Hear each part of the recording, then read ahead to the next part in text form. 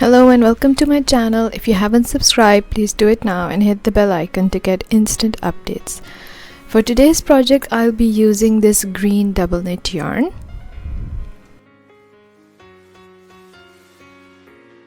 $4mm crochet hook. You can sew the three together and then fill it with this stuffing, or you could use a cardboard. So I'll be using a cardboard. I'll make a cone from this cardboard and then wrap my crocheted pattern around it to form the shape of a tree.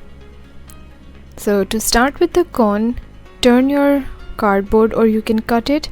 There are some videos on YouTube, you can check them out how to cut a cone, but I'm just gonna manually do it. So just try to keep the center of your cone really small. I don't want a big hole or opening at the top, so making sure that the hole is really small, just wrap it around and then I'm going to staple it together.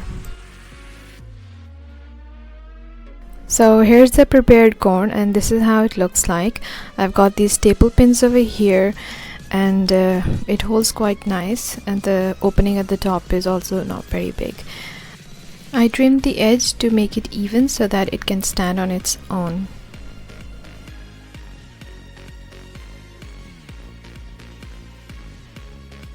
Moving on to our crochet pattern, this is the hook I'll be using, and here's my yarn. So starting our work with a slip stitch. You can start with any knot you like. Now start forming the foundation chain. The only thing to keep in mind is that we are counting in threes.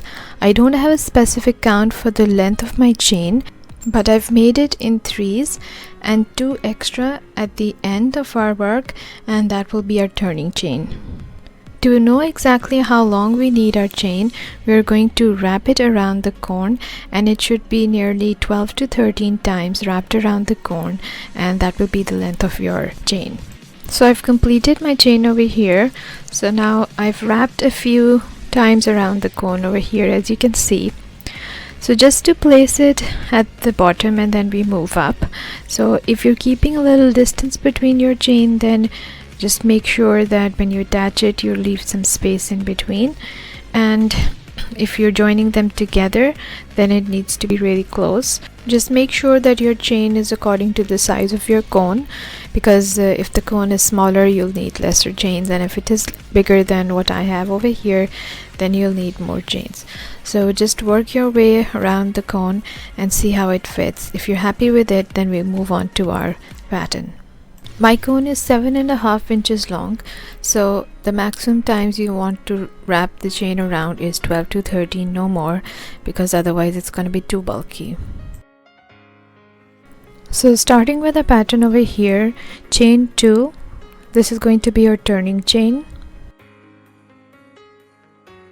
Now count 5 chains from your hook, and in the 5th chain we are going to make a double crochet. Yarn over, going to the 5th chain, yarn over, pull up a loop, yarn over, pull through 2, yarn over, pull through 2. So this is your double crochet. Next we will skip 2 chains and in the 3rd chain make a double crochet.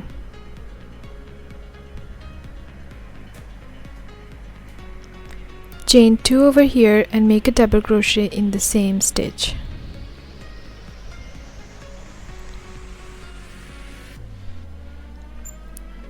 Again, skip 2 chains and make a double crochet in the 3rd chain.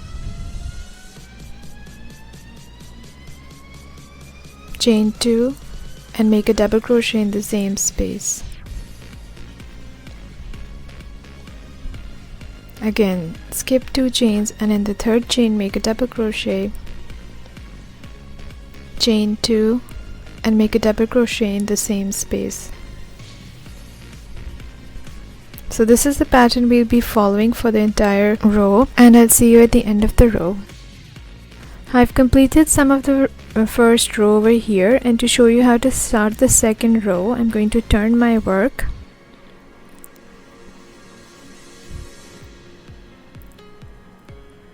And then we have a chain 2 space in between every double crochet. So insert your hook in that space and make a slip stitch. Now chain 2, this is your first double crochet. Now make a double crochet in the same space, chain 2 and make 2 double crochets in the same space.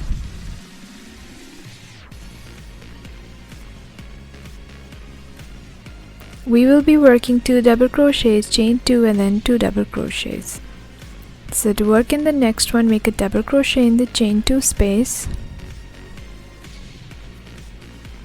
make your second double crochet, chain 2 and then make 2 double crochets.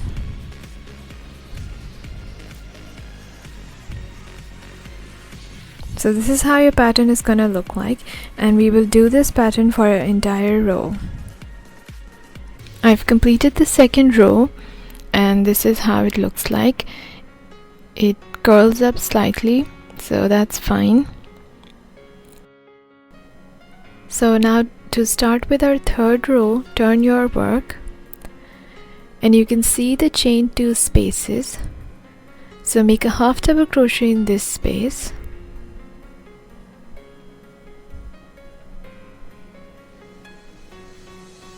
make another half double crochet and then your third half double crochet. Now we will make a treble crochet, so yarn over twice, insert the hook in the same space, yarn over, pull up a loop, yarn over, pull through 2, yarn over, pull through 2, yarn over, pull through 2, and you have your treble crochet. Now make 3 half double crochets in the same space.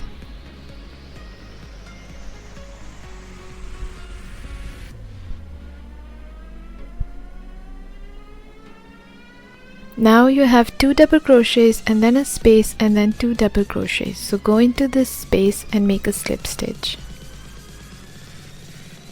Now moving on to the chain 2 space, we will make 3 half double crochets, 1 treble crochet and then 3 half double crochets.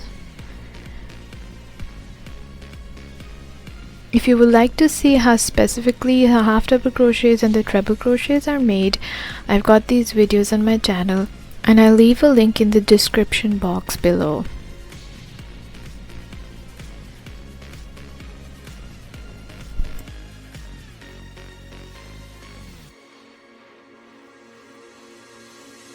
Now make a slip stitch after the 2 double crochets,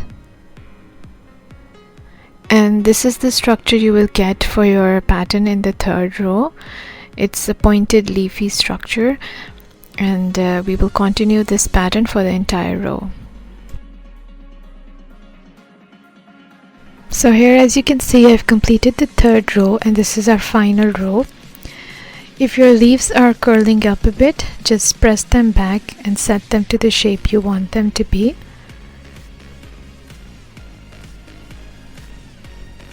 Once you've done this, now we're going to wrap this around our cone. To add a little height to my cone, I've used this cardboard roll. You usually find it in the center of cling films or foil paper. So I cut a small piece and I fitted it inside the cone. Just glue the top and then press it inside your cone. So this will give a little height to our bottom row.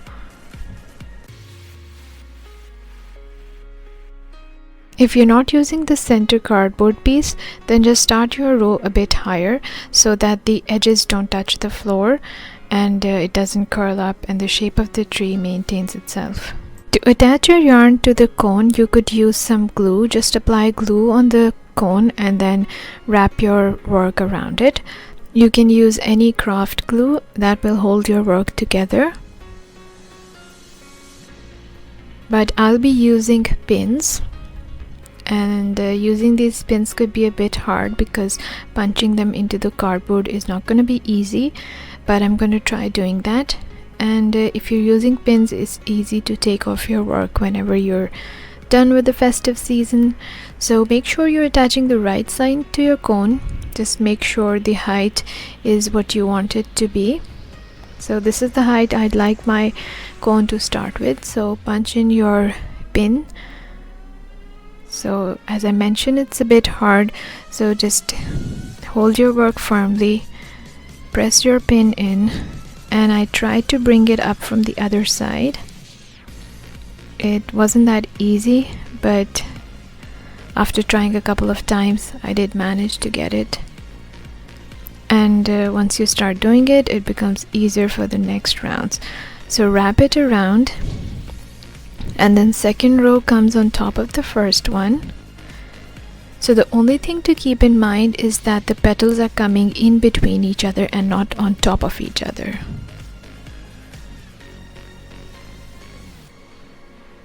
So once you're happy with the setting of your pattern, just spin the work down and keep doing that for the entire cone.